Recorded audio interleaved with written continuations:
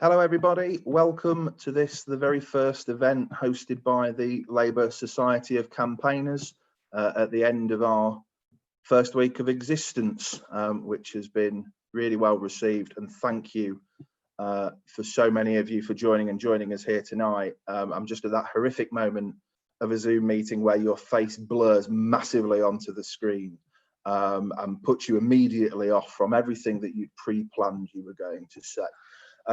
So just a quick word about us as a society.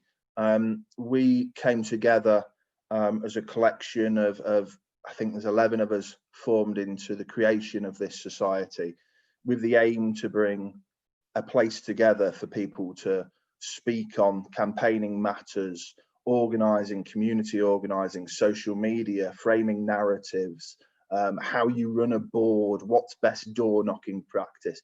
All those things that we all talk about in a completely non-factional way. We basically don't do policy because what we need to concentrate on is learning from each other. And I'm so pleased that this is the first event we can run because this Marginal Holds, the leaflet that's been produced by Nik and Lauren, who you'll hear from shortly, is so tailor-made for that. It really does just talk about how we engage and how their campaign worked, the practices that went into it, their theories behind it all. It's a fantastic read. We'll make sure we put links into the chat bar for you all to download it from. And it's really in spirit with what we hope to achieve as a society. It wouldn't be a Zoom meeting hosted by an organisation if I didn't say I'll put a link for you to be able to join the society if you haven't already.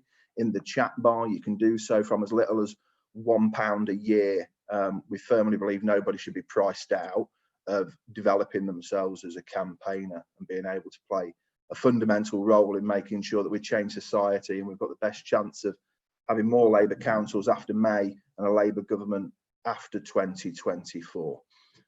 So I'll just pass over to our first speaker, the beneficiary of Lauren and Nik's work, Alex Sobel MP, who'll do an introduction as only he can about those organiser and agents who helped contribute to his victory. Alex, welcome, and over to you.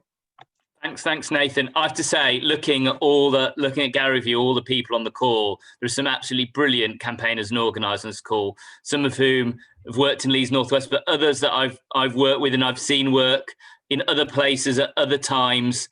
And so I don't really feel qualified to do this anymore, but I'll give it a go anyway. So hopefully no heckling. And it's great to actually see Claire Hazelgrove's call. Who's going to do questions later.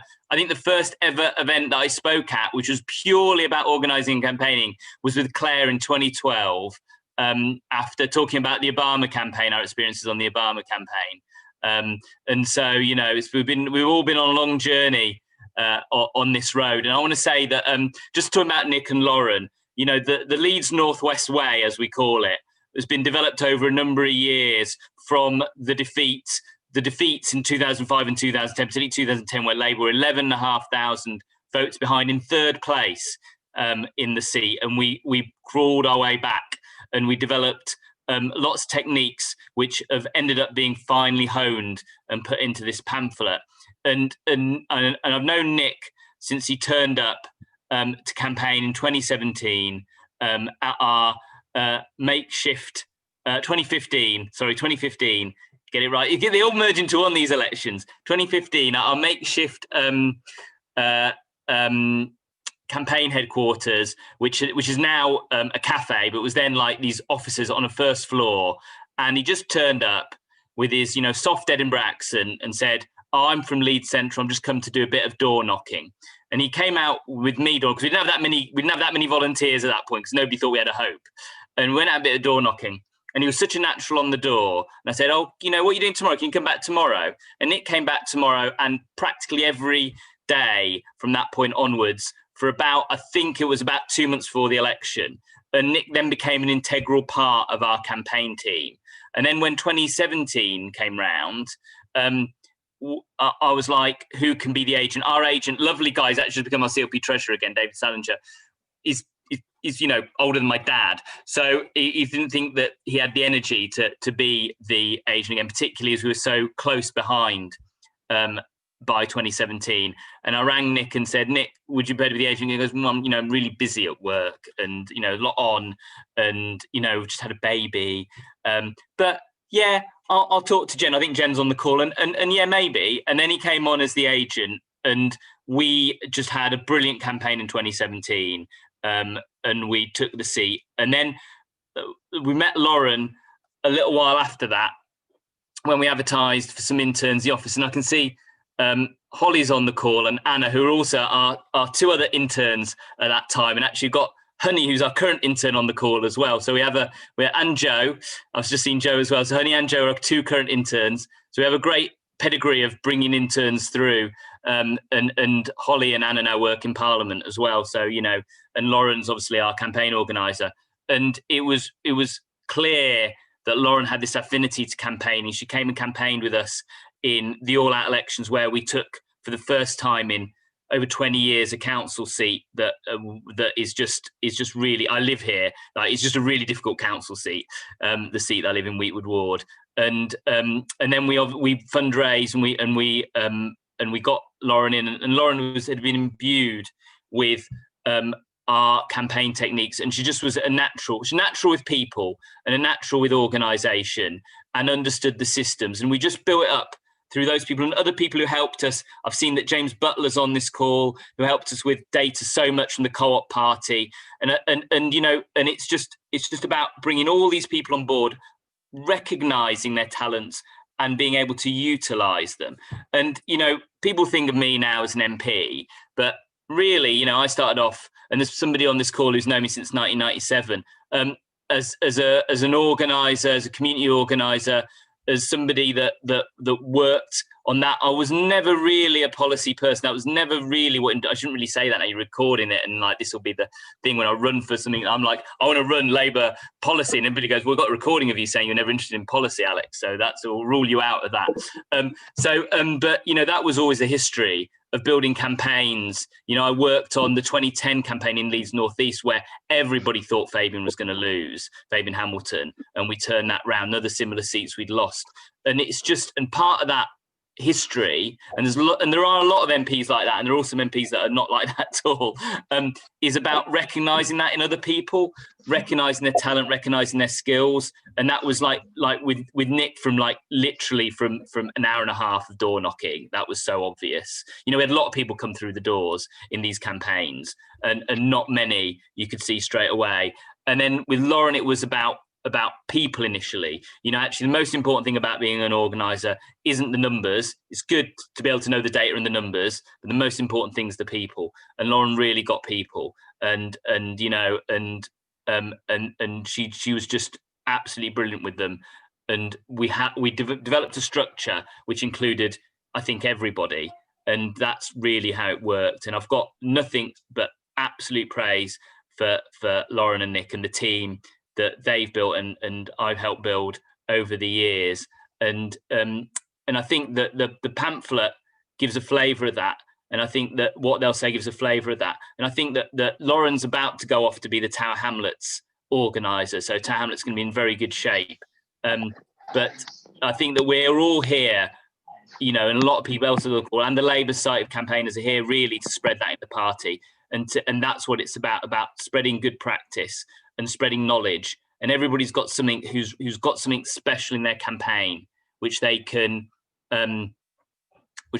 identify, and then they can sort of crystallise, which I think is what we've done in the pamphlet, or what Lauren and Nik have done in the pamphlet, and then utilise that for other people to be able to use. And I think that's where we've got to with this. And I think really it's just the start of the journey, and it's so exciting that we've got a socialist society, or potential socialist society, that's going to concentrate on campaign craft. Because at the moment, if we're honest, there's a lot of noise about what Labour believes, what Labour doesn't believe, where it is, where the junction is.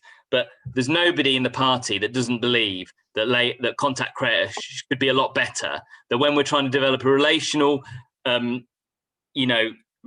view of campaigning, where we have this non-transactional way of talking to voters, that has to be a way of collating and utilising that data. That isn't a left-right issue. That isn't an issue about policy. That's an issue about being able to take things on. And actually, say the biggest failure of the last ex-leaders, because I'm just getting out on my chest, of conduct creators basically the same as it was in 2005, is the fact we never built a relational system. And if we get through this period and go to the next election 2024 and we still don't have a system that can handle relational data and utilize it, then this leadership will have failed as well. Now, Angela Rayner is absolutely determined for that not to happen, so I'm confident that it won't, and we'll finally break the back of that. But I think that was our biggest limitation. I'm sort of stealing Lauren and Nick's there, but I think our biggest limitation was that we had a system, and we had more than one system that failed us and that failed our campaign, and we can't go into more elections where we have systems that fail our campaigns. So with that, I'm going to hand back to Nathan. Thanks, Alex. And it'll be straight over to Nik and Lauren to speak a few words about the pamphlet. And in particular, I suppose the big question there is immediately, what made you guys decide to write it? We're very grateful you did, but you know, what made you take the steps, and tell us through the journey in there. Okay, so I'll think we've organised it, so I'll just speak for a very short amount of time, and then Lauren's going to do the same. So, yeah, to answer that question, it was for a couple of reasons, really, maybe 3 reasons. So the first one was, like, you know, you do this massive campaign, and I think we've all experienced this with campaigns where it's so intense for so long, especially this last one, because it was a campaign that really never stopped from 2017, did it? The election was going on, and, you know, and we knew there was going to be a snap election at some point, so it was just constantly on your back, you know, that we were about to fight this thing, and then we did.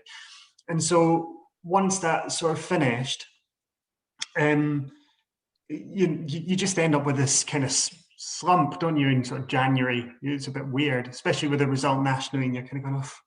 And one of the things that Alex suggested then was that we write something about the campaign, because it was a campaign that we were proud of. It was a campaign that we did well in. And I think the other thing that was important to us, and the second thing, was to set our own narrative, really, which is because, you know, what tends to happen, and it's a bit of a culture problem within the Labour Party, I think, is that we tend to, you know, I couldn't find anyone in September who was going to tell us we were going to win, let alone that we were going to put a majority together like that.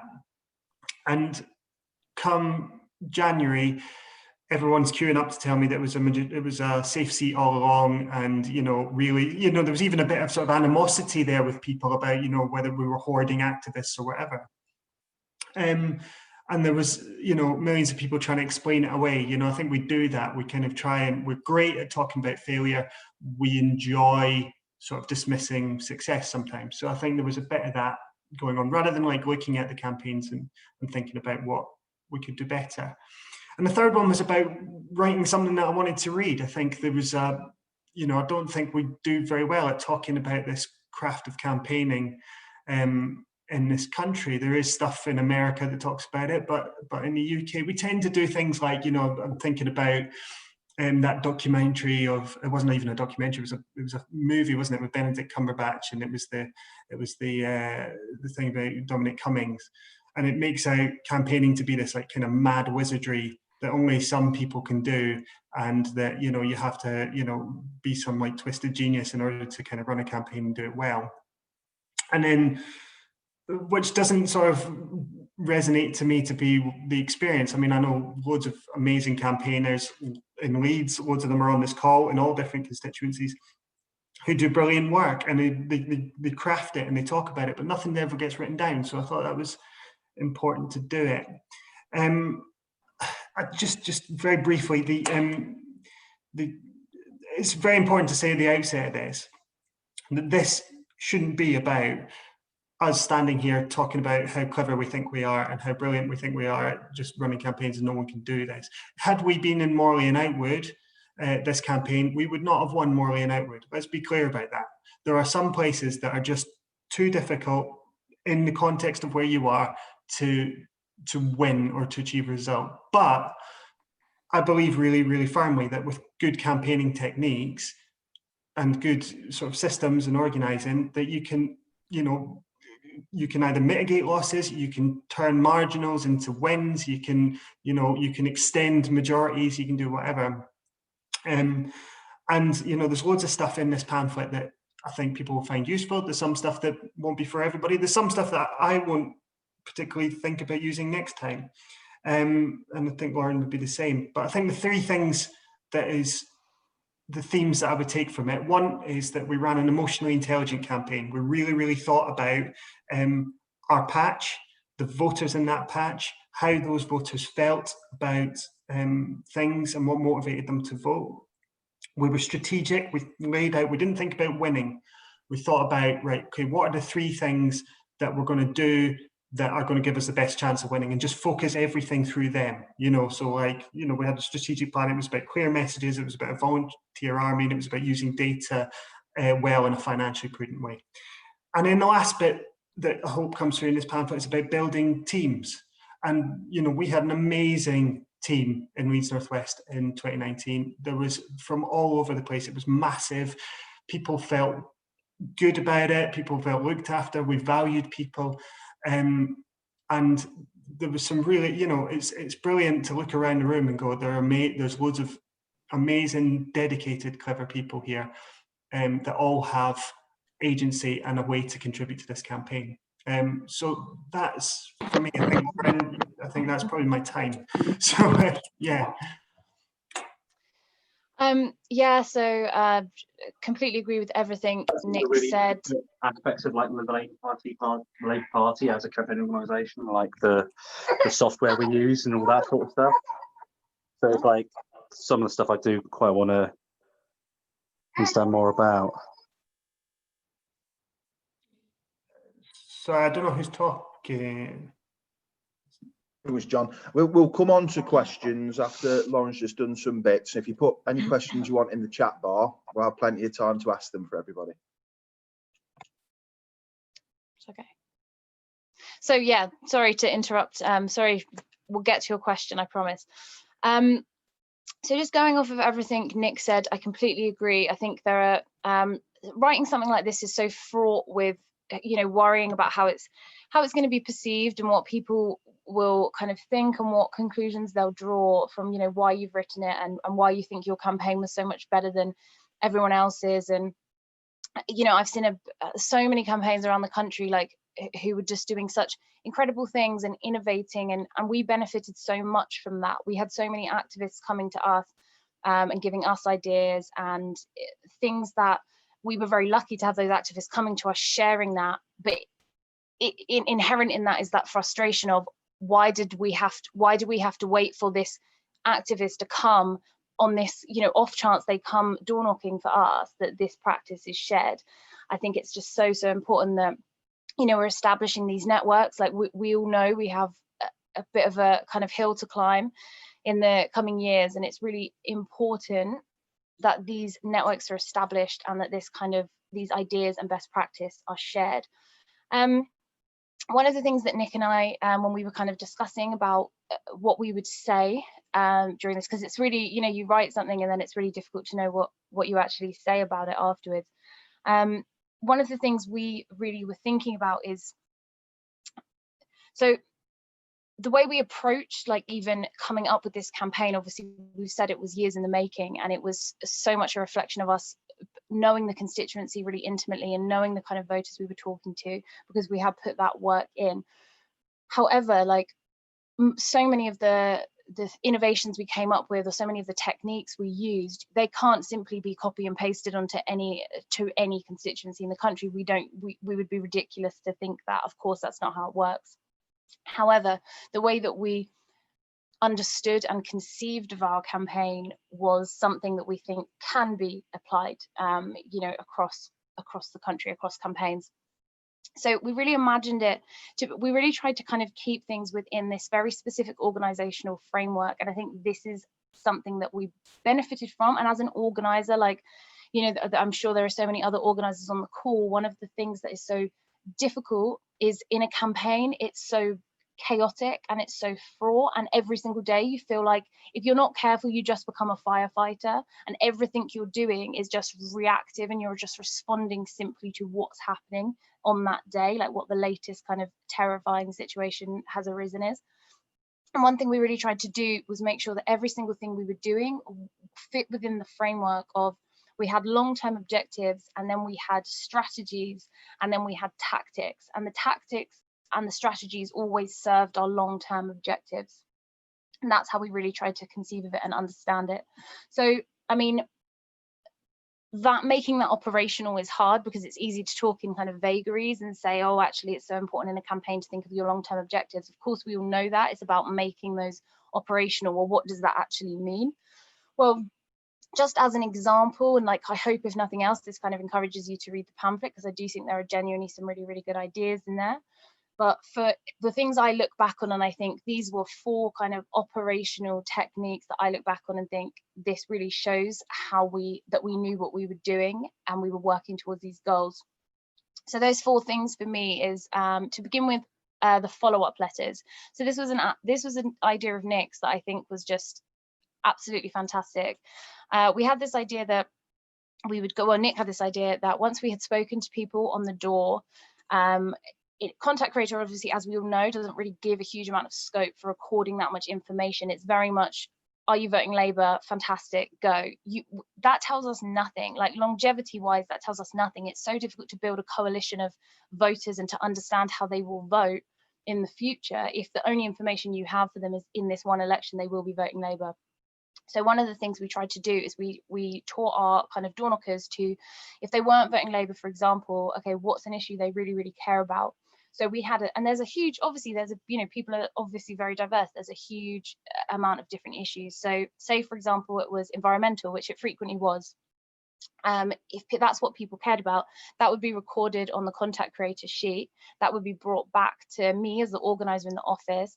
I would then collate a full list of all of those people, and we had pre-written letters, direct mails on a huge range of issues that we could send. Well, not too huge, obviously we had limited time, but fairly wide, that we could send out straight away. And I just think we forget, I suppose, because we're door knocking constantly, but if you think about how incredible that must seem to a voter, having someone knock on your door and you say, I care about the environment, and then 2 days later you have a personalized letter from the candidate telling you all of their environmental concerns in the middle of a campaign. I think that's really impressive. So that was one thing we did that I think was really, really effective. Another thing we did, we took postal votes so seriously, and I think that this is another thing we've seen. Like, someone kind of reminded me today, like, we're so vindicated in that now. We see what happened in America. I'm sure we've all followed that election too. Like, we know how important this is, and particularly in the pandemic, it's absolutely imperative that we're on top of postal votes. So we took that very seriously. Not only did we write to people who we knew said that they leant towards Labour but hadn't turned out for Labour at the last election, so we sent them specific letters saying, look, we completely empathise, we know how hard it is to get out to the polls, but we had actually just lost a really fantastic councillor as well because of low turnout. So we were making real specific advances in the argument of that. This is why it's so important for you to get out. But if you can't get out in person, then please consider signing up for a postal vote. That was really effective, and I think we saw a massive difference in our postal vote and our postal vote results. So that was really, very vindicating. And then actually, because I think I'm sure we'll get to it later, so I'll just say one more. Actually, the final thing I think that worked so well in our campaign, and it had a lot of wrinkles, but we did manage to iron them out, was the distributed organising model. So again, kind of harkening back to the America focus, Nik and I got really into, kind of at Alex's encouragement, got very into the Rules for Revolutionaries, the Bernie Sanders organizers book, which is a really great read if you're an organizer. I suggest having a look at it. And one of the things they talk about is how important it was to have a more lateral organising model. So it's not all about, by virtue of being the organiser, it doesn't then mean that I would be the best person to design leaflets, for example, or write the copy, for example. It's about recognising that in the Labour Party, it's trite and we say it so often, but our volunteers are our greatest strength. We have so much talent and so much ability and enthusiasm. And when we don't make the most of that, like we are really only letting ourselves down. So it's about making sure you have these kind of groups that work around certain tasks, and you have, that can be on Slack, it can be on Trello, it can be on WhatsApp. leaflets, for example, in our campaign, Nik and I didn't see the leaflet. We were really lucky to have a very talented member of staff do that, Anna Gettings, who was fantastic. We were very lucky that we had someone who had that talent, but we didn't look at them until they were ready to be signed off, which I do think is atypical, really. So yeah, it's about, I don't know how well I've explained that, but it is explained better in the pamphlet about establishing those networks. So I'll kind of round up there, because actually I thought I would have nothing to say, and then I just yeeted on for ages. So yeah, that's me.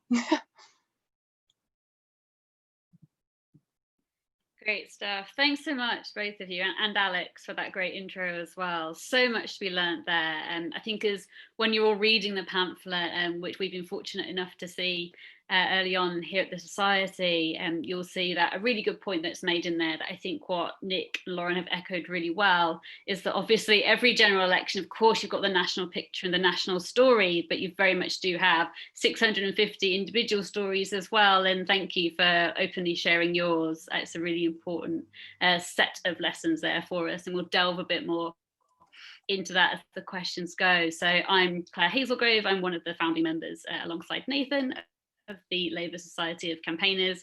I've also worked at Labour head office and been a candidate myself, so recognise some of these stories, challenges as well. So I'll ask some questions that we've got here, and then plenty of time to go through yours. Please do pop them in the chat as well, and we'll come to you to ask yours as we go through them.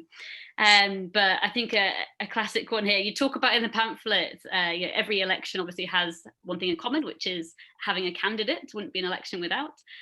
So you talk about candidatitis and those moments that candidates can have of getting, nervous or overwhelmed or wanting to sort of take control. And talk us through how you prepared for that and handled that in advance. Should I go first Yeah, on that Nik, one? Right, you okay. go for it. Go for it. So Alex just talked himself about how he is an organiser, and he is a really good organiser. And I think the advantage of that is that you end up with someone who really understands the need to run a really good campaign and has loads of good inputs and can really get where you're coming from when you've got an idea that might be a bit out there or whatever. But obviously a candidate is the only person that can be a candidate. And Kenny, you can't, I always sort of think it's a bit like cutting your own hair or defending yourself in court. It's probably not a good idea if you're a candidate to try and run the operations of your campaign. And I think that was the thing, is that, it takes a hell of a lot of trust, particularly if I think we can be a bit scathing, can't we, sometimes as organisers about candidates, and everybody kind of talks about candidates like the necessity thing. But actually, they're the only people that can do that bit of, it's like being the front man of a band. You need to go out there and you need to be, convincing people and that you're the best person for that job. And then you need to then also have the trust in your people that they are doing you a good service, so having that mutual respect, making sure that I've been involved in campaigns where the candidate just seems to be not involved in their own campaign, which is a terrible idea, and they end up feeling out of it, and then that's when you get your problems. And then on the flip side, sometimes I've seen campaigns where the candidates just try to do everything, and they just end up getting miles too stressed, and just I think we all relate to that stuff. So I think it's about it comes back to that thing of having a team, trusting each other, talking through ideas, making sure that, the decisions made have everybody's consent without it being too kind of committee. I think those are the good things. Not that we didn't have our moments, of course we did, but I think actually in this campaign, and in particular, we had somebody at the beginning, Nat, who just focused on candidate diary, which I think was we were really lucky to do that, because I think that is something that they need. It's you need, if I was a candidate, I would want to know where I should be going. And Alex was brilliant. He just spent 3 weeks on Red Bull, just speaking to thousands of people. And he's the only one that can be the candidate. No one can replace that. But, having him in the office typing in data is a terrible waste of that, thing. Lauren, do you have anything to add to that? I don't know. Yeah, I completely agree. It was something I had felt maybe would be a bigger. I was really prepared for it to be a massive thing, and I think I felt I was having some horrific stress dreams, you know, every single night of that election. So I can't even imagine how Alex must have felt. But actually, we were very lucky. We were kind of, we said obviously we had Natalie, like we said, we had Nat very early on kind of saying, right, we're structuring this diary so much, there's never going to be an opportunity for you to sit down and think. Like you can go to Greg's like once a day, and then apart from that, that's your only time you have, you know, for yourself. But obviously saying that, we were really careful as well to avoid, you know, kind of letting Alex burn out and get super tired and super stressed and stuff. And we tried to be really mindful of how he was feeling. And I think we were, because again, like kind of what Nik was saying, because we have established such a strong team, I think there was a lot of, we were all very aware of each other's kind of mental health over an election. It was so stressful. I'm sure we all know it was incredibly stressful, and obviously gutting at the end of it. So it is something you have to think about. I think that we had to be kind of firm sometimes about data entry. Like I know sometimes I would kind of get a WhatsApp from Alex quite late at night saying like, I need my contact creator password to be updated, and I was like, I know what you're doing, you absolutely don't, please go to bed. But yeah, it's definitely something, it's something to be super aware of. But I think we were very respectful of Alex, and he was very respectful of us, and I think that's kind of the way you go forward. You know, like we tried to make sure Alex was really informed but not involved in everything. I think it's just so tempting, obviously, to want to look at the Canvas returns every single day, but actually there's nothing helpful about that, and it will probably just lead you to drawing, you know, conclusions that will not actually serve the campaign. So I think it's about just trying to remind everyone that, you know, this is the end goal and this is what we've planned, and just because we're feeling a bit manic maybe at this point in the campaign, it doesn't mean we kind of throw everything out. But yeah, we were very lucky, to be honest. Alex was it was the easiest candidate I think I've worked with. I love the idea of that daily Greg's trip. Sounds like it did the job. I think it did. So to look back at some of those lessons, when you talked earlier on about things that, you know, about the importance of testing things, trying things and sharing lessons. So in that spirit, what did you try that perhaps didn't work so well, or what would you do differently next time? Can I start with you again, Nik? Yeah, sure. And I'll tighten up my answers because I'm looking at these questions coming in. There's so many real good ones that I think and I know we want to do the breakaway, so I'll just be quick. Yes, absolutely. Of course there was. Loads of stuff. I tried to make Alex a YouTube star at one point. That was a stupid idea. But you know, there was also things like, you know, we did that usual stuff where we sent off for a leaflet that then ended up we had to pulp because we didn't have the imprint on it, and you know, those things happened like they do in every campaign. But we had a good relationship with our printers, you know, which is very, very useful to have. Know your printers, people. That's a really good thing. I think it's just like everyone makes mistakes. This is not about saying we didn't make any mistakes. We made tons. It's about building structures around where mistakes are okay and they're not, you know, critical. Obviously, we all know about mistakes that can happen that can really kill a campaign, but we didn't make any of those. And so that's, yeah. Thank you. So looking at down these list of questions, which we'll come to, I think there's one in here that chimes with one that I already had. So Stefan, can I go to you to ask your question, please, about data?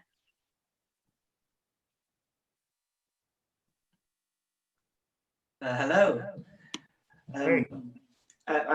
Well, you mentioned data. Could you talk more about just more about that? Where do you get it? How do you use it, etc.? Cheers. Okay, I'll do Yeah, this one you again. Then should. You go Lauren, for you do the next one. Sorry, No, I feel you like go for I'm it. talking too much. All right, but this is one. I mean, I need to shout out to James, who apparently is on this call as well. The problem with data is that everybody, you know, it's one of these loaded terms. You say you want to be data driven, and I was the same at the beginning of this, kind of going, yeah, we want to be data driven, and then you kind of don't really know what that means, because you don't really, you know, what does it actually mean in practice, and how's it going to help you? You know, like we had enough graphs. Contact Creator is great at graphs, by the way, and you can just you can get anything out of it, and so much information. but how do you use that information in a really practical way? And so we talked about this quite a lot in the pamphlet, so I won't go into it, but a good example was, so you've got to have both the what you call hard data, which is like how many L's have you got in this particular row group, and then the softer data, what are people saying off the door? You know, what does Carol, who lives in Adel Wharfdale and has lived in that street for the last, 30 years, what's she got to say about it? Because it's really, you've got to know your area like that. And that's as good data as any numbers on the screen that you're going to get. But we had there was a guy, James, who used to set up, I don't know, I mean, his wife must hate me actually, because he used to he just sat up late at night, like messaging me every night about he would take all our row groups and would analyze the canvassing data that had come back that day. We were lucky enough to have enough volunteers who were doing all these data entries very quickly. And then he'd send me these updated things of like, do you know that in this group you've increased by this much? And particularly with this Mosaic group, and we used a lot of Mosaic groups as well. So you would find out like, oh great, we're actually doing better with young mums in this part of Cookridge, which is part of our constituency, than you realised. And so then you take that, you go great, and you go and you speak to your ward. And we did have, and there's another question in there about regular meetings. Yes, we did have regular meetings, and there would be meetings going on with loads of different groups all the time, and I'd have meetings with sub-agents, the people who were sitting on the ground in the wards organising all the canvassing, and I'd say to them, right, the data is telling us this of contact rater, it's saying that we're doing well in this area, is that how it feels? And sometimes they might go, well, we can explain that away with, we spoke to a lot of people who'd seemed friendlier that day, or we didn't actually get anybody in, or whatever it is. And sometimes they go, no, yeah, that's how it feels in that place, or that's interesting. And so then you kind of make a decision together about where you're going to focus on. And so that is how data became practical to me, and I made sense of it, and we made sense of it as a campaign. Yeah. Great, thank you. So to talk about demographics a bit, you touched on this earlier on. You both have, and it's there in your pamphlets, it's there in the piece on Labour List today as well, that obviously you were fighting against the Lib Dems in what was quite a difficult campaign, not quite knowing what that surge that they were having would turn out to be in reality. Obviously the type of constituency not being a Tory sort of held, or Tory sort of, second place one.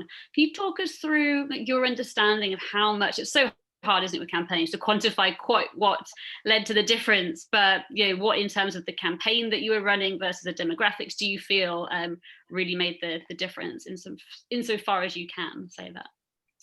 Lauren. It's such a tough question, and I think obviously that's where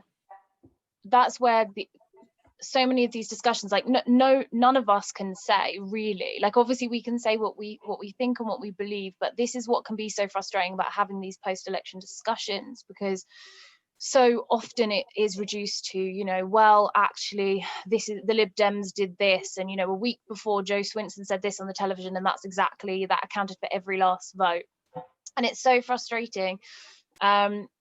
But yeah, in some ways it's frustrating not knowing as well. I think, to be honest, the only thing I would be able to say decisively on that is I think that we were very, very, very aware of the fact that we were not running the campaign that most of the CLPs around the country were running, being against a Lib Dem opposition, and we factored that in very heavily. Like Lib Dems are, kind of famously very good at local campaigns, and we were super, super aware of that, and we tried to run the most, local, great local campaign that we could. I think, to be honest, I think Nik actually will be able to answer this question better than me though, because go on, please go on. I also think, just throwing back to data, I think you should also just reference the I think one thing that I find really fascinating that we said in the pamphlet about data was the use of the J code, and I actually think, I don't know if that's something we're going to kind of talk about, like actually the software that we have in the Labour Party, but I think that that's something that we should probably mention as a specific example, Nik. You go J code. Go on. Okay, well, I'll tell that, and then you answer the other one. So just one of the things I think that was really interesting about the way we use data, we had, obviously we all use contact creator, and there are some things about contact creator that I think are really good, and in some ways it can be fairly intuitive. In some ways I feel like it's super clunky and old, and I don't think it has quite the level of detail that we necessarily want.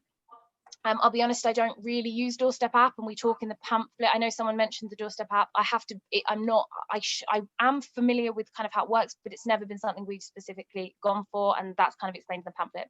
But with regards to the data and the code, one thing we found is simply on the voter ID sheets, on our Canvas sheets, there simply wasn't the scope to record the data and the information we wanted. So one thing we did to kind of use it to our advantage, and this was just a very simple way of collecting data, but that I think proved very effective, is we kind of made use of the codes that no one ever uses. And to be honest, a lot of seasoned campaigners don't even know what they stand for anymore, because you just never use them.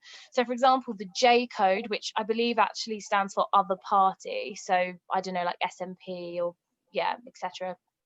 We started using that for what was a really common kind of refrain on the Doorstep, which was that they didn't really mind Labour. They didn't mind the Labour candidate so much. They didn't mind Alex that much, but they really, really, really didn't like Jeremy Corbyn. And I'm sure we all got a huge amount of that on the door, and it was very difficult. And that was a really difficult one, because it was like, how do we answer that?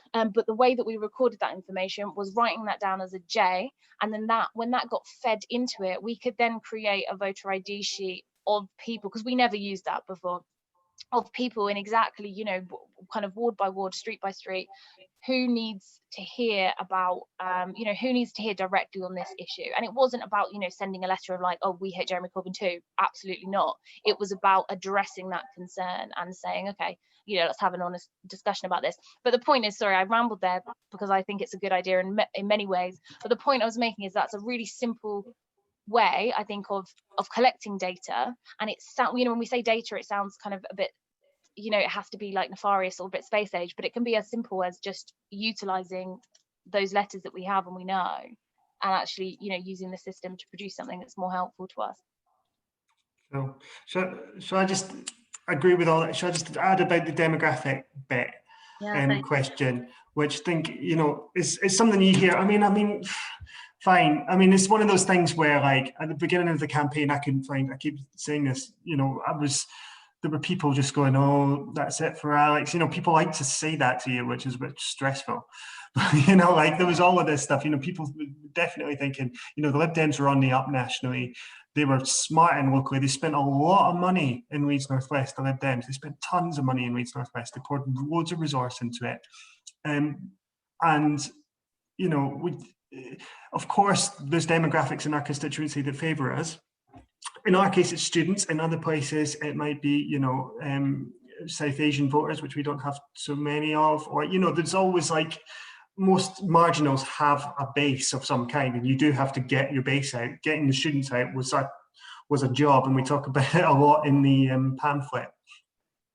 But we also won in Otley and Eden, which is a market town. And, there's a lot about, there's people on this call talking about towns. We're not by any stretch just a city constituency that only understands city stuff. We have towns, we have those problems as well that you get in towns. We made inroads there. It was a different way of doing it, and we failed in some respects in those places, but I think there was we managed to squeeze out as much Labour vote from those places as we could. So yeah, I think and there's I wish those people that are kind of saying now, oh, it was always a safe seat, were around in September, because I would have maybe slept a bit easier. Thank you. So to move on to some of the questions, we've got some great ones in the chat, so thanks and keep them coming. Any that we don't get through, we'll pass on to Nik and to Lauren, and hopefully they can answer them afterwards as well. But a couple here that are somewhat related, from Helen Russell, and then there was another one on, so it's essentially sort of a volunteering experience, really, keeping people motivated. So Redmond Garvey, can I go to you to ask yours, please? Sure. So I think you get like a mix of people who volunteer to do canvassing. Some people just turn up once, you never see them again. and you've got people who, I know, they're old hands, they've been doing it for a long time. I think a lot of people feel as though they, I know, haven't been treated particularly well and they don't come back. How do you avoid that? Yeah, that's such a good question. And I think that it can be so easy often to attract people for one session, especially at the start of an election campaign when energies are high.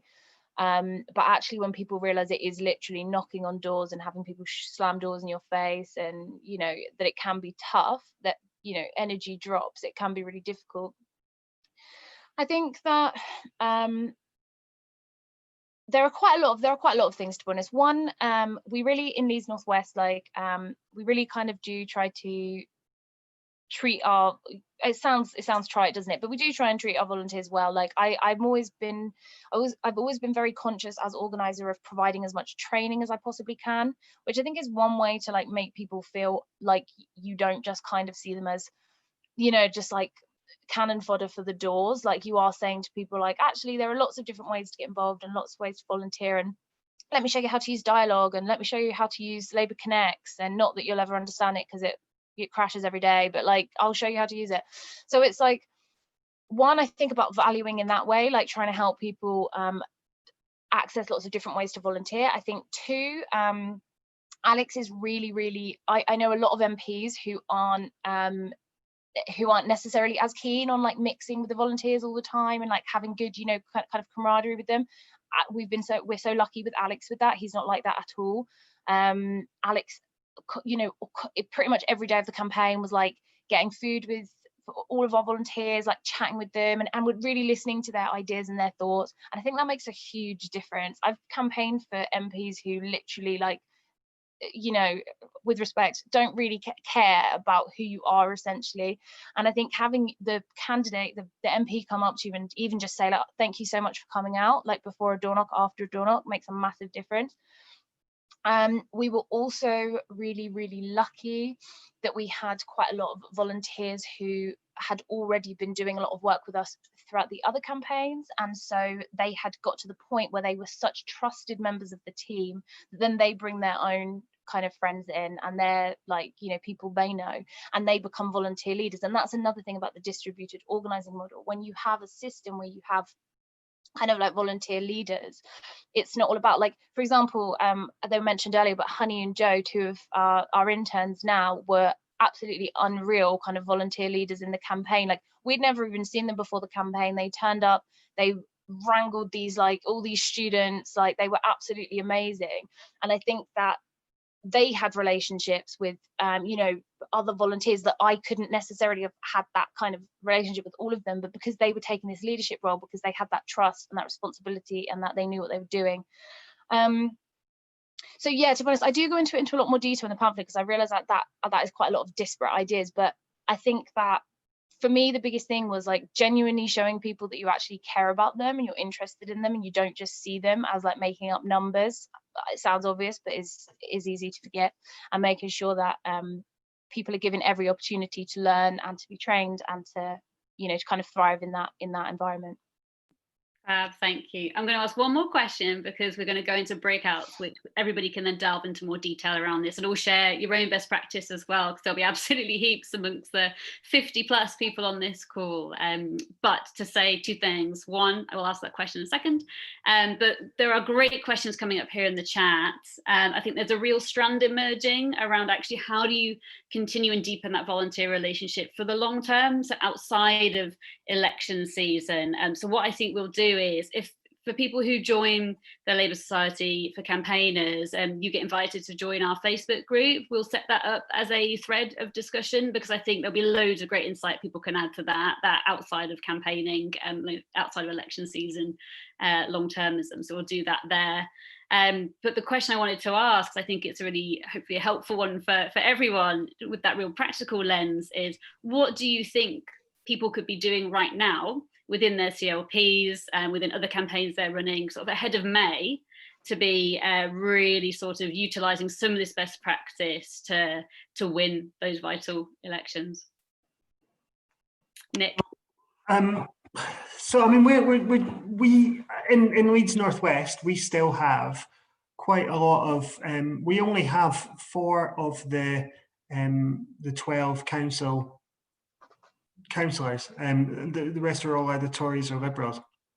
One of our 4 is up in the most sort of Lib Demi ward, and we've got to try and it's a new candidate, actually. It's a retiree, so we're trying to get this new candidate to win there. So we know this inside out, is that there's a huge challenge now of like, right, okay, you're basically taking away door knocking, which was our biggest asset, and you're making, you know, and now we have to run a campaign. And I think the thing is that we're still figuring that out, but we're stuck to the same structural model, which is get a team together, find people who are in your CLP, in your branch, outside of your branch, whoever who want to get involved, and get them in a virtual room. I mean, it's easier to have meetings now. It's way easier to have meetings now. We have a campaign meeting and make it, you know, every week, you know, 12 o'clock we have a campaign meeting, but make sure everyone there is there because they're there to do a job. And there's, you know, so speak to them beforehand about what the sort of things that they want to do. And what the practical ways in which they can help. So we've got people that are just helping with, you know, things like distribution, or things like, you know, you're going to be really thinking about setting up phone banks. You're going to be really thinking about, you know, whatever it is, direct mail policy. You know, people in the world about policy, but make that really specific. Social media. And then get them all in a room and get figuring out these problems and just working them out, because I think that's. And there's some stuff that's coming up now for us that we're trying, which is really interesting. We're engaging better with Facebook and Facebook community groups and stuff like that, and we're trying to work out ways and experimenting there. But if you have a good culture that still sticks with these themes of you know, be emotionally intelligent, know your areas, you know, have a strategy, don't just be reactive, be really proactive in that strategy, and have really good people, then you will get through it. And I know that that's a really not practical way of answering that question, but can I just give like a couple of practical things? Go on, like, yeah, thanks. because I feel like Nick's going to kick himself, because we spoke about this last week and we were like this and this, and I feel like you wanted to say these things, so I'm going to say them for you. Thank you.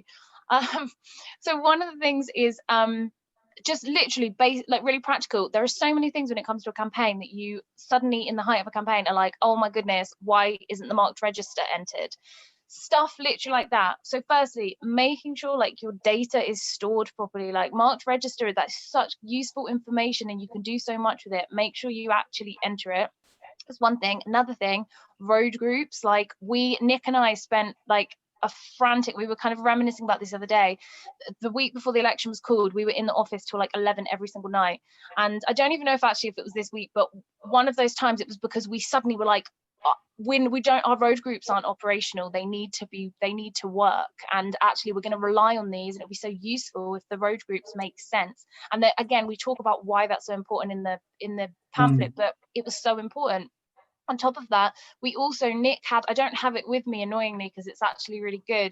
Nick, we had this thing in the office of like this plan, and it was like snap election plan. And it was like, this is what we'll do for comms. This is what our strategy will be on messaging. This is what our strategy will be for this, and this. Like, you don't have to wait until it's called to actually put those things in motion. There's so much information, and there's so much like advanced planning that you could do and be ready for. And yeah, that's just one thing. I just knew that you'd want to say something on that. No, thank you. You answered that question way better, and it's just made me think. You know, yeah, do your placards now. I mean, I'm buying on about placards because it was one of those things that before the last election I didn't realise the value of them. Now really, really do. You know, order your posters in. Write some of your leaflets. You can't write all of them, but you can write your main messages. Make sure everyone knows how to use dialogue. Make sure everyone knows how to use, who can do data entry. Like, make sure you've got key people trained up who are ready. Yeah. Thank you so much. I mean, I found that super interesting and really valuable insight. So thank you again for sharing your story and insight with us all. I'm going to hand over to Hannah, who's going to talk us through the breakout sessions we're going to do and those deep dive conversations. But thank you. Well, thanks, Claire. And thank you so much, Lauren and Nick, for sharing all your wisdom. I've been told to do this bit now, which is where we hand over to all of you, because we have an amazing 56 people on this call. And I've seen in the chat, everybody's got really interesting questions, thoughts and ideas. So what we're going to do now is we're going to go into breakout groups. They're going to be quite small. They'll be sort of like 5 to 6. And it's going to be a chance for you guys to get to know each other, but also to share what you think are like the best campaign tips you know about. But also, actually, if you've got some campaign challenges, it might be good to kind of flag those up now too. So the idea is hopefully there'll be somebody from the society in each room. We'll do our best to do that. If not, we trust you all to self-organise. You're all organisers and campaigners on this call, so basically if one of you could kind of facilitate the conversation, and then the questions are kind of what are the best practice tips you know about, any challenges you want to share, and then we'll ask you to all come back in half an hour, and if you can nominate one person from your group to say your tip to the room, but this will all be recorded on a document, so I'm just going to post that in the chat now. So if you can scribe your notes on this shared document, that would be great. If you don't have access to the shared document or there's not a scribe in your group, no worries, just email us the notes you've got and we can add them into the document when we send them out. So what I'll do now is I'm just going to press the breakout room button. This is always the slightly nerve-wracking bit, but we will have roughly 4 to 5 participants per room. So I'm creating 9 breakout rooms. So you should right now have something pop up on your screen when I open all rooms, and you should all be able to go into a room. Brilliant. So you should have something on your screen, and if you have any problems, you can come back here. I'll stay here in the main room. So if anybody feels uncomfortable at any point, just come back. Brill. I think everybody's joining. Great. Is everybody joining? Hopefully. I think everybody's joining. I think we've got Jen. Yep. Jen, are you still here? Would you like to join? Okay. Jen Rutherford, would you like to join a breakout room? No worries if not. Right, breakout rooms.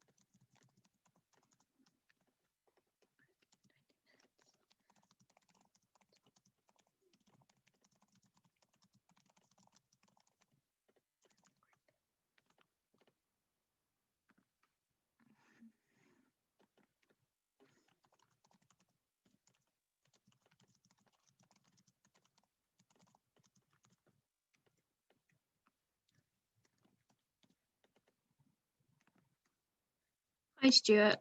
Are you okay? Stuart and Jen? Okay.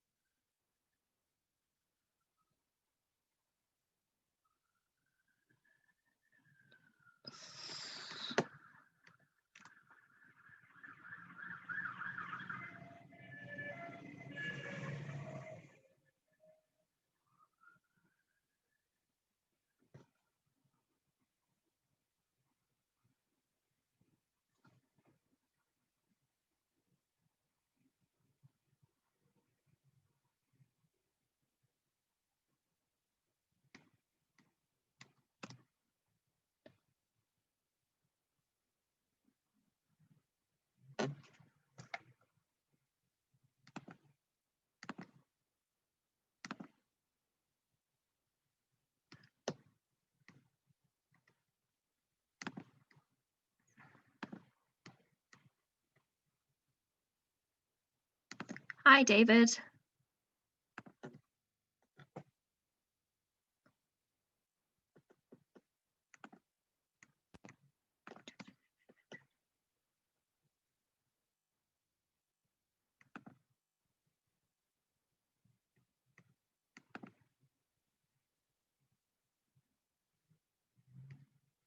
Okay, David did not join.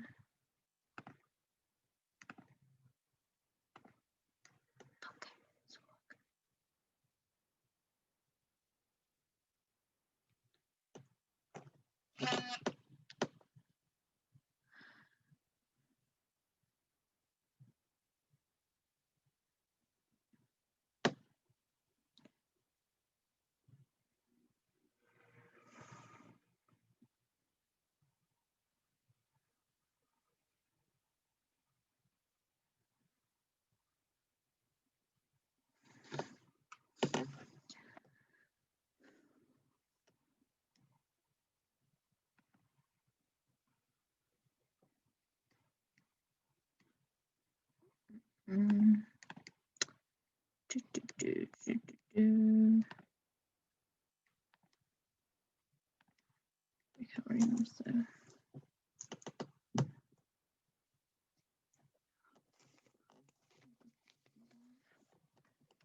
Here's Andy, Damon, Gordon, and John.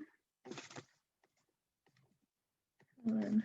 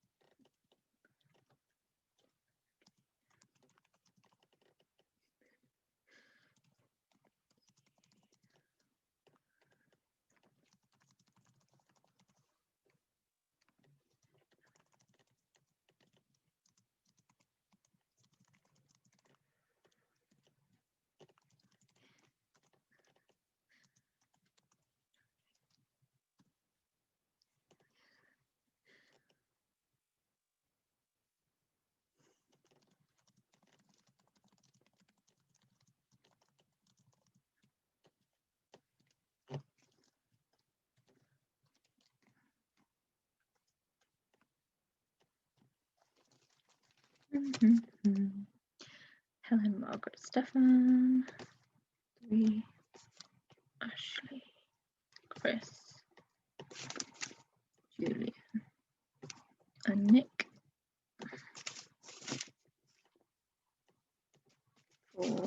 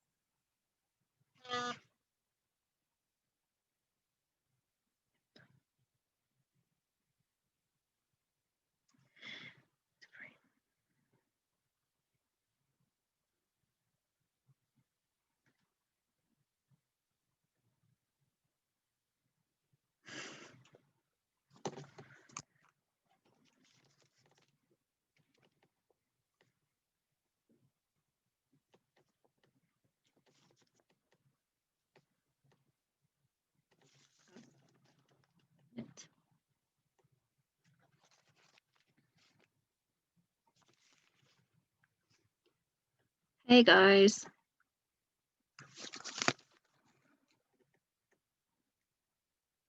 Hello. Hi. You've joined us at a stage where we're all in breakout rooms. So if you like, I can put you into breakout room, Bob, if that's helpful, and you can join the discussion there. Or we could have a discussion here if you'd rather. Bob? Hello? Oh, I can unmute you. There we go. Hello. Yeah, whatever you wish, don't mind. Why don't I pop you into a breakout room and you can listen to some of the discussion. Okay. I'll add you here now. I shall put you into which one has less people.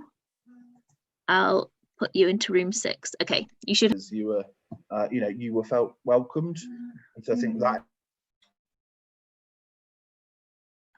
Sorry about that. I meant to move you, but I accidentally moved myself. So I'm assigning you to room 6. Isn't that right? Yeah, room 6. Assign to room 6. Okay, you should get an invite, hopefully. Has that popped up? Bob? Hopefully you've got an yeah, you have. Sotaz, I don't know if you're there. Yeah, hey Hannah, how you doing? Hey, not bad. Do you want to join one of the breakout rooms, or? I'm all right for now. I think I'm just coming out. Still here with me if you want as well. That sounds good. Let me just do that. I've just I just got home. It's been a mental day. How's it been going so far? Yeah, really good, I think. It's been an interesting discussion. Lots of demand for more of this stuff. Pardon? It's been an exceptional week, has it not? It's been a busy week, really busy, like insanely busy. Why is my camera not coming on? Hold on 1 second. Let me know if you see me coming on. I can see you now. All right, grand. Yeah. Yeah, it's been a busy week, but it's great. Like the appetite is just incredible. Yeah, I think it's been the right time to do it, I think. Yeah, like definitely. More people have been sort of receptive to this stuff than in a long time. I think people are just fed up and want us to kind of move forward on some of this stuff. Yeah, and like for me, I have no appetite for, like, there's been like thousands of like left-wing groups that have popped up. I have zero, yeah, like loads, and I have zero appetite for just like endless meetings about that.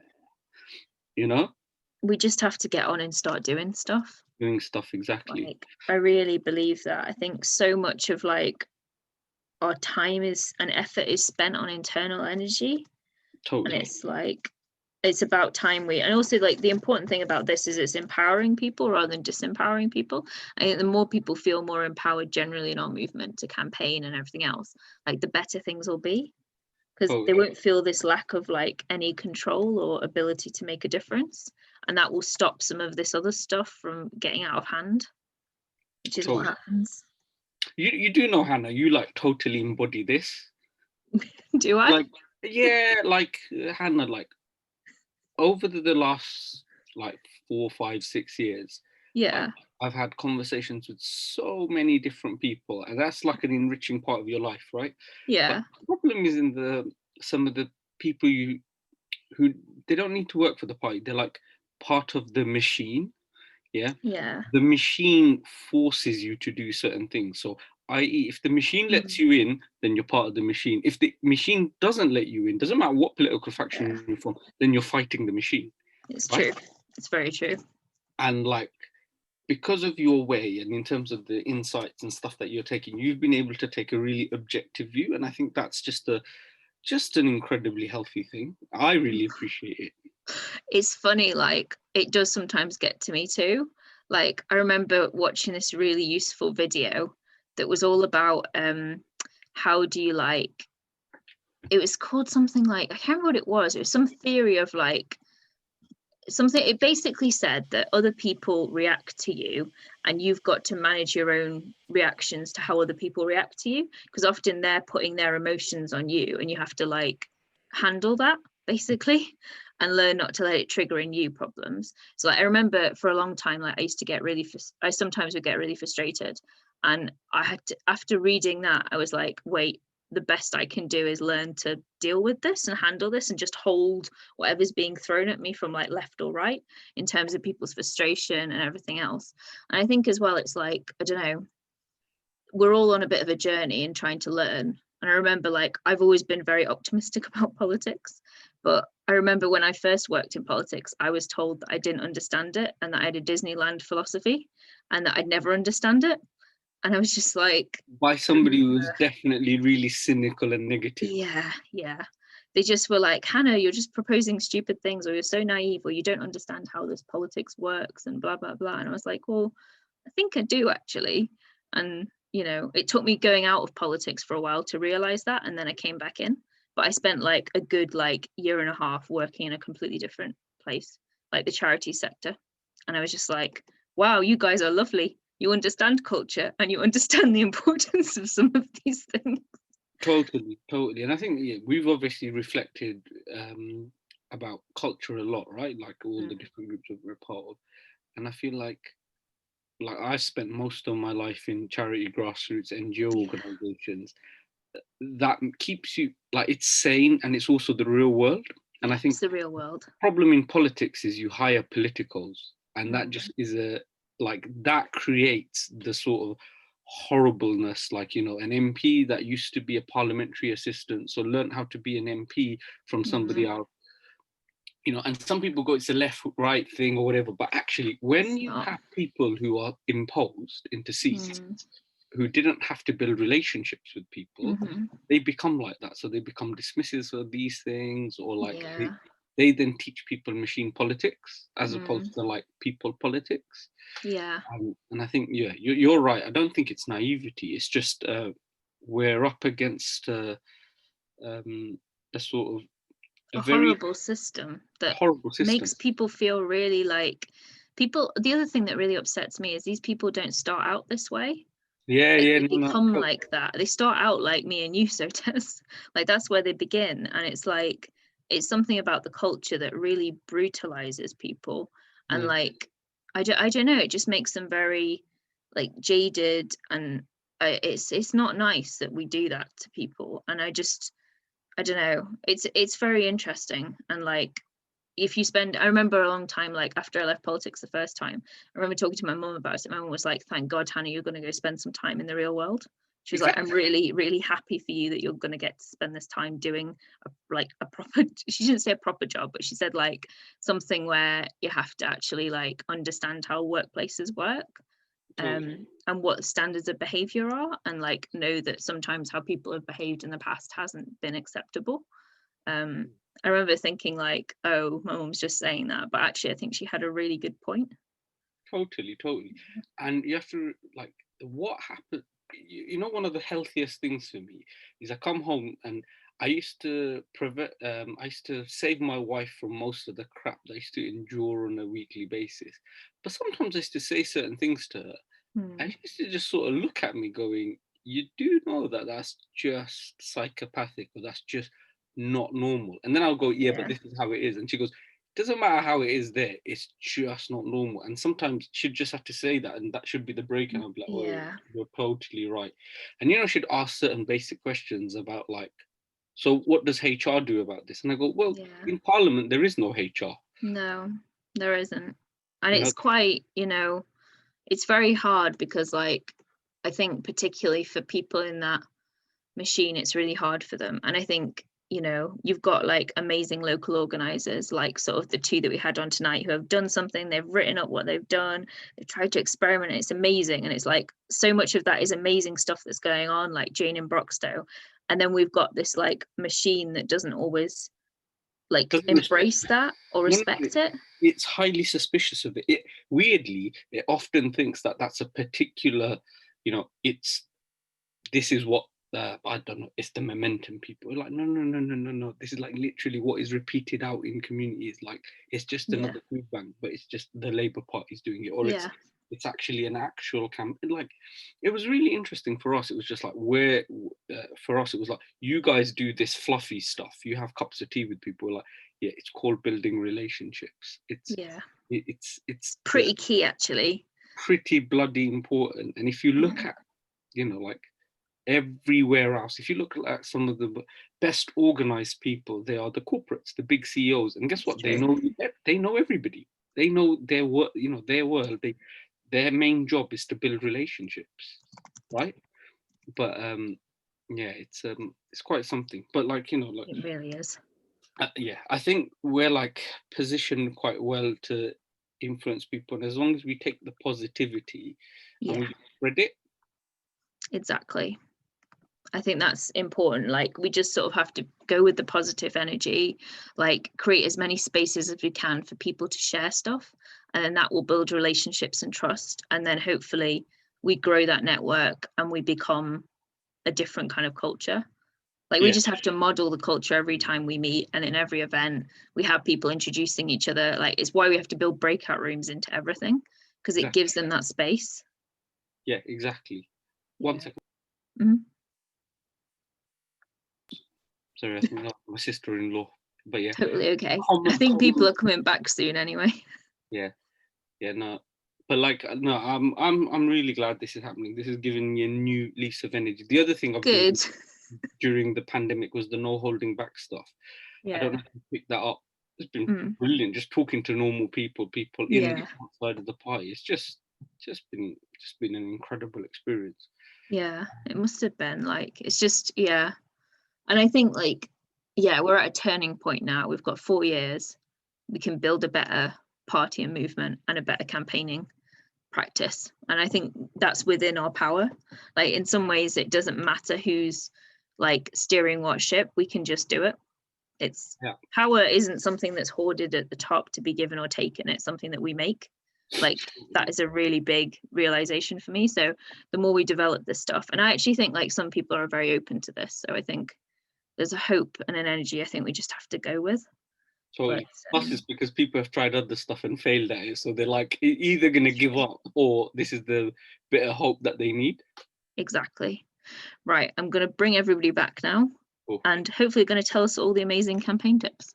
So if I click close all rooms, they'll be back in a minute, but they may start coming back now. I never know like how long it takes for people to come back from these rooms. I'm sure they will. It's a good sign if they don't come back immediately, actually, because that means they're having good conversations. They're chatting, exactly. They're chatting away. I always feel bad because I'm like rudely interrupting their chats. We've had a couple back. Hello, I think everybody's coming back now. Welcome back to the main room. I hope you've all had lovely chats. We were just saying it's a good sign when like people come back or take a while to come back. The others should be on their way. I'll just check. Yeah, they'll be here in 20 seconds. You guys were the early arrivals. That means like you're the best. Welcome back, everyone. Hope you all had good conversations. We're doing some feedback soon. Just waiting for everybody else to arrive. You guys are the early ones. It's cool. And then suddenly we'll get like, everybody's coming back now. Welcome everyone back from your breakout rooms. Hope you all had interesting chats. It's always a good sign when it takes a while for people to come back. So now if we could just go around each group, and if people want to do like a 2-minute pitch on what was their like best campaign tip, or it can be a challenge or question to the room if you want to be. So group 1 was Andy, Damon, Gordon and John. Does somebody want to do a 2-minute on their best tip? Andy, do you want to lead with this? Pardon? I'm just Damon? asking if Andy wants to lead with it. Andy Platt. Cool. Andy, do you want to lead with this? Are you here, Andy? 2020, you're on mute, Andy. I'm here, yeah. Oh, brill. Right. I wasn't prepared to do a report back, but I'll tell you what I said anyway. And that was, we haven't used paper for 3 years, used Doorstep app. One of my mates who in the neighbouring ward came over to see how we used it. And we're walking around this estate because you're not queuing up for somebody with a board, getting bored, waiting for a board. You're walking around the estate and you're just knocking on doors. And you're knocking on doors, using your time productively, happily, and then there's nothing else. Nothing else needs doing afterwards. You go to the pub, right? Bro. Except for the organiser, who then collates all the numbers. So how many doors did we knock? How many were labour, which comes off your contact creator. You've got nothing else to do because you're not passing paper to people, you're not losing it, you're not getting it wet. So then how many doors you knocked, how many were labour, and how many steps up insight as the road group moved. And then you send that to everyone. And everybody who was out gets that. And a big thanks, and seeing how productive they've been and how effective they've been and how they're adding to the campaign. Now that's the key thing. But another thing that I would say is important, which I mentioned to the group, was we've just started in well, no, we've done it now in throughout our branch. Take hard to access properties. We've taken them out of the standard road groups. So if the flats, sometimes if they feel uncomfortable to people to deliver. So if they're through a dark alley or something, so we've taken all those out and put them into special access road group, right? So they're in a road group or in a special access road group, and that allows the road groups and insights that they're not distorted by having a block of flats in. So, Right. so your road groups are much more relevant to what's in them, and so yeah, that makes a hell of a difference. Brilliant. But it doesn't mean you Thank don't do you them. so You just don't do them at the same time as you do the other ones. Yeah. Great. Thank Okay. you so much, Andy. That's great feedback. Brilliant tip there on road groups and also using doorstep and reporting back impact. These are great tips. Thank you. Group 2, Helen, Margaret and Stefan. If somebody wants to report back for 2 minutes. And if you don't want to, that's fine too. You could just write it in the chat if you'd rather. Stefan, do you want to feedback? Go on, Stefan. I could have a crack at it. What did we talk about? Yeah, we talked about members in local pressure groups, and just trying to get like community activists to engage like in the community in local issues and stuff. So like you've always got like a feedback from the local area about what's cracking. Brill. That's a great tip. Like engaging with local groups is so important. So that's a brilliant tip. And I think trying to do that strategically is a really good thing that we can all take on. Group 3, Ashley, Chris, Julian and Nick. Does someone want to report back from there for 2 minutes? Anybody? And Ashley or Julian, go on. Julian, do you want to do it? Okay, well, I'll just very quickly say it's okay to start small and build on what you've got. Think of your strengths and build around common interests. Things like, for example, the Green New Deal may get a team together which you can start to make into a campaigning force. We talked about lots of things, but I'll just leave it there. Brilliant, thank you. Great tip there. Constructing common self-interest is really, really important, like one of the key community organising tips. Brill, group 4, we've got James, Jane, Joe and Lauren. Does somebody want to report back from group 4? Is it me, Jane? Yeah. Yeah. Yep.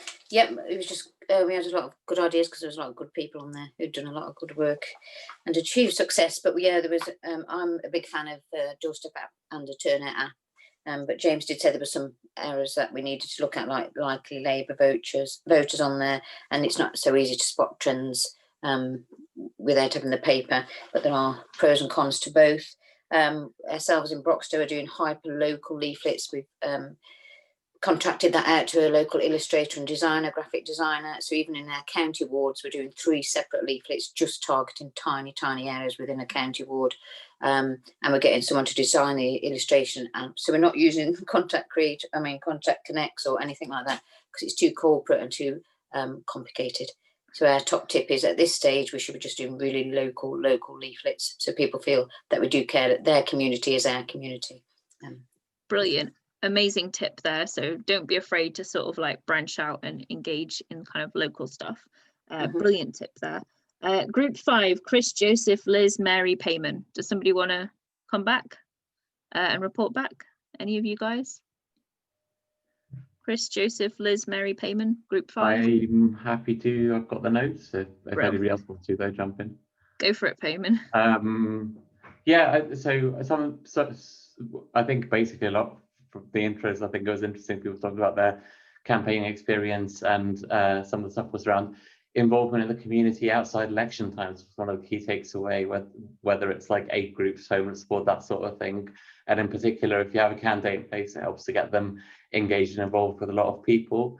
Personal contact between candidates and members to motivate them to come out is a really big thing and makes a huge difference in how much people are willing to go out and leaflet for you and that sort of thing.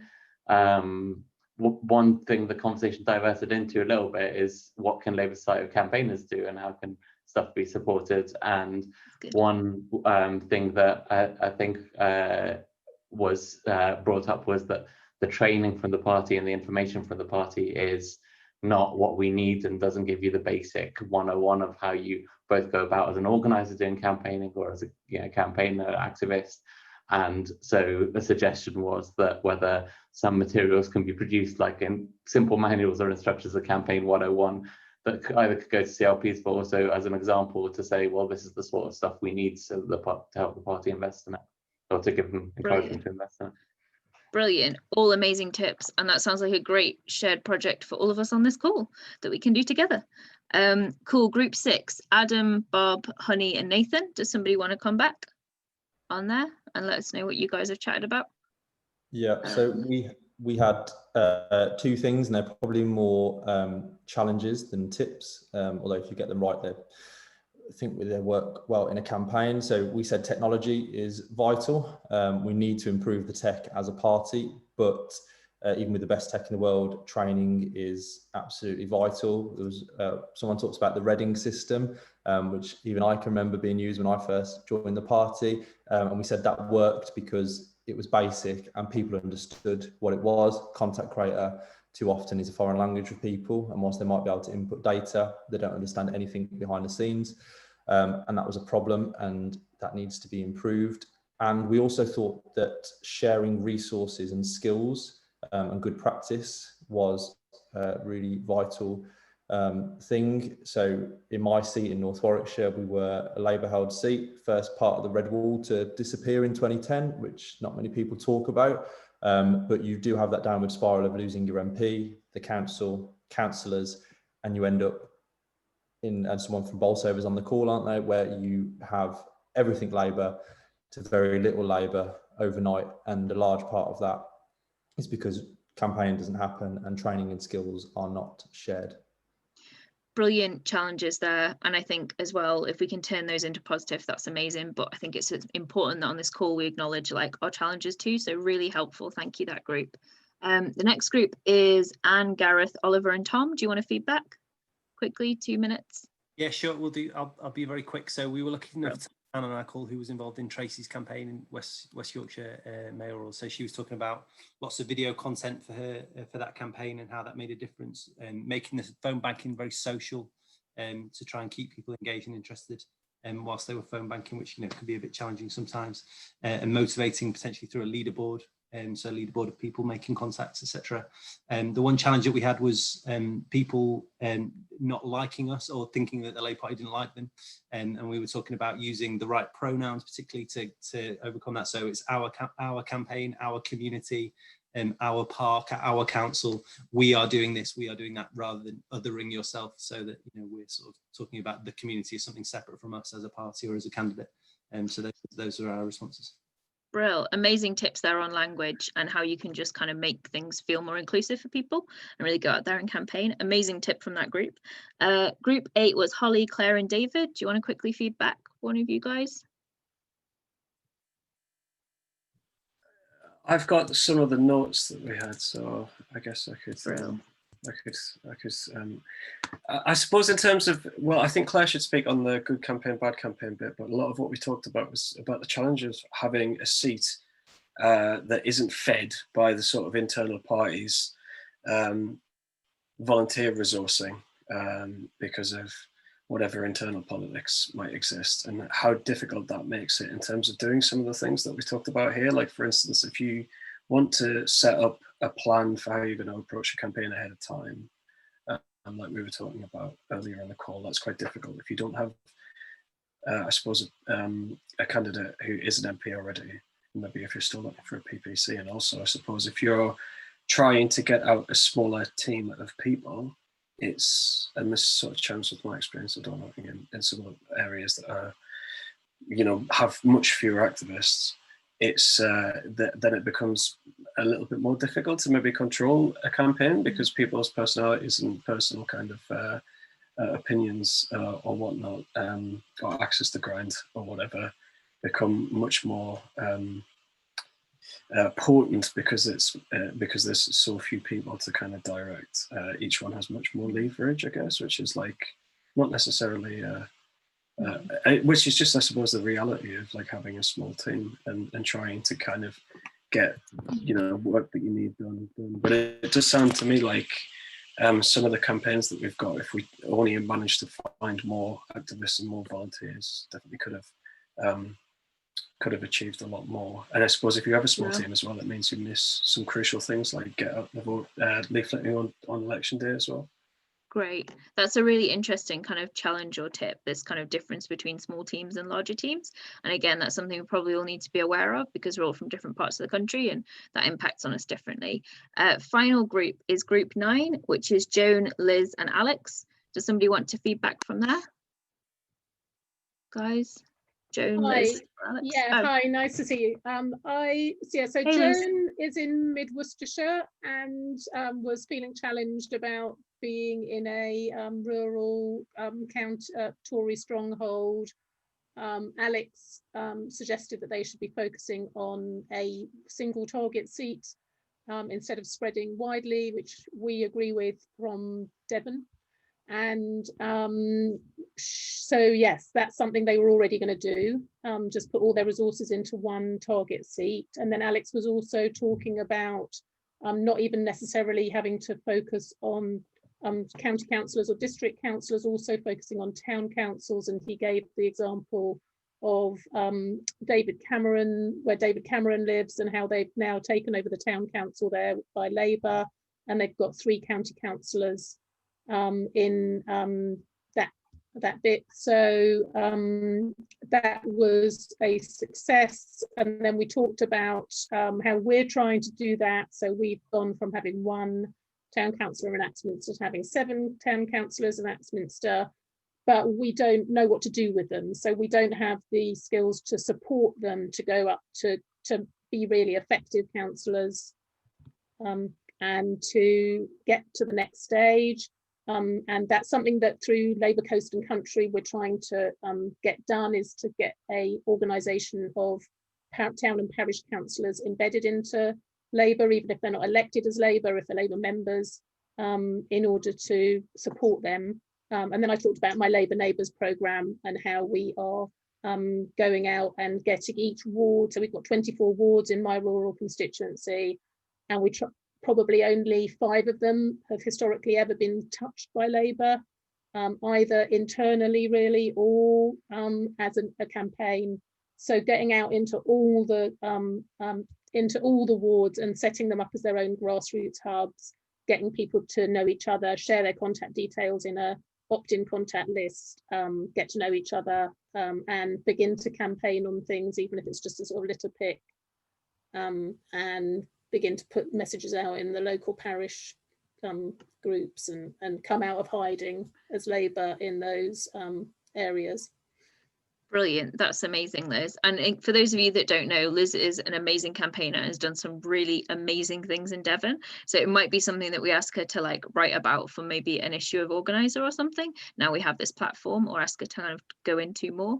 So thank you so much for that, Liz. And just a special shout out to the amazing stuff you're doing in Devon, because it really is amazing. Just as a last point, something we're doing currently is we're collaborating across the whole of Devon, getting all 9 of our constituencies to work together to spoon feed week by week how people should campaign if they're a sort of paper candidate or not a target ward. And the idea of that is to create a floor so that then the CLP that we're handling at the Devon level and pushing out, so that that the CLPs themselves can really focus their resources on their targets.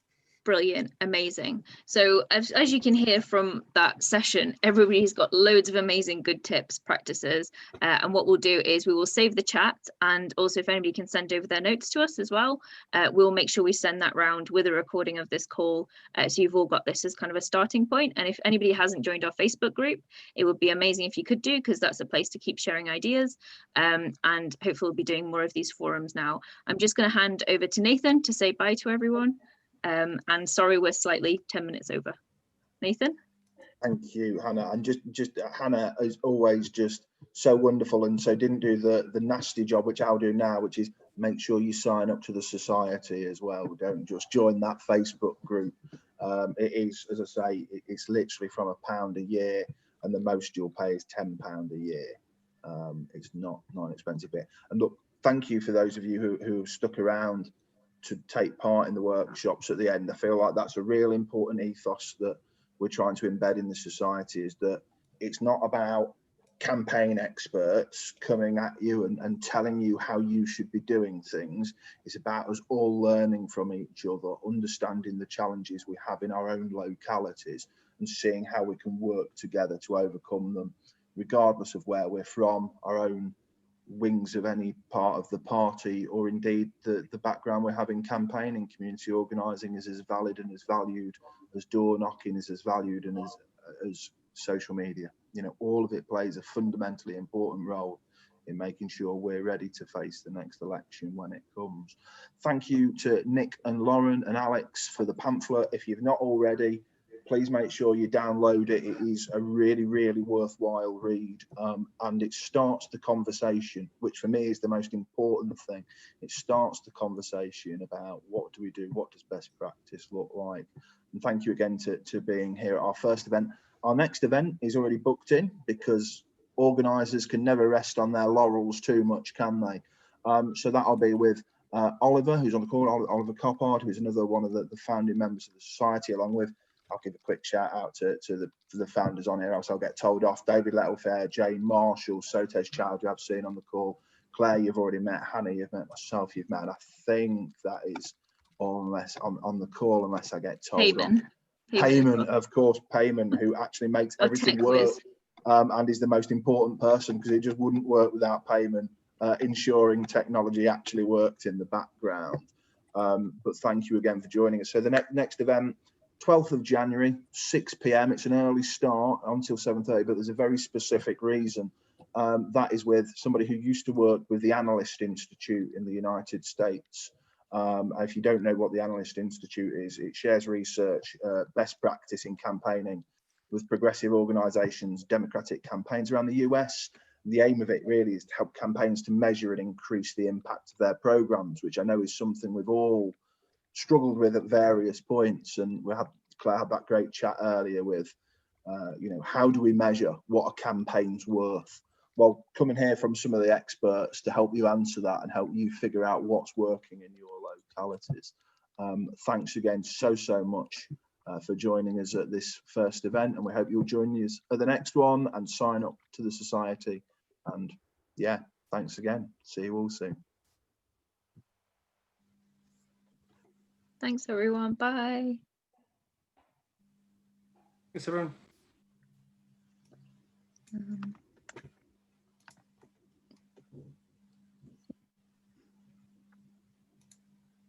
I think I can end this.